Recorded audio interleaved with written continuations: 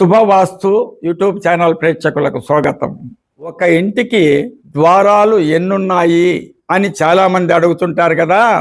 నేనే ఒక వీడియోలో ఈ విధంగా చెప్పాను. విశ్వకర్మ వాస్తు శాస్త్రంలోని ఒక గ్రంథంలో ద్వారములు సరి సంఖ్యలోనే ఉండాలి కానీ బెసి సంఖ్యలో ఉండకూడదు అని ఆ మహాత్ములు ఉటంకించిన శ్లోకమును మరియు దాని కింద దాని అర్థమును తెలియజేస్తూ వారు చెప్పిన విషయాన్ని ఆ వీడియోలో ఉదాహరించడం జరిగింది.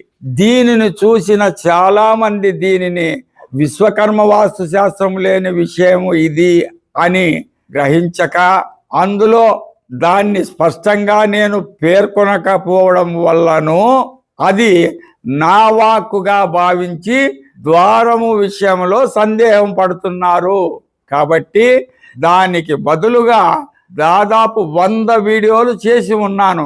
ద్వారాలతో సంఖ్యతో నిమిత్తం లేదు. ఉండవలసిన ద్వారాలలో ఉండవలసిన స్థానాలలో ఎన్ని ద్వారాలు ఉన్నా కూడా బ్రహ్మాండంగా యోగిస్తాది. అదే ఉండకూడని దిశలో ఉండకూడని ప్రాంతంలో 2 ద్వారాలు పెట్టినా కూడా రెండిటి వల్ల కూడా నష్టమే అని తెలియజేస్తూ ద్వారాల పైన ఇక సందేహం విడనాడాలి అని మనస్ఫూర్తిగా తెలియజేస్తున్నాను.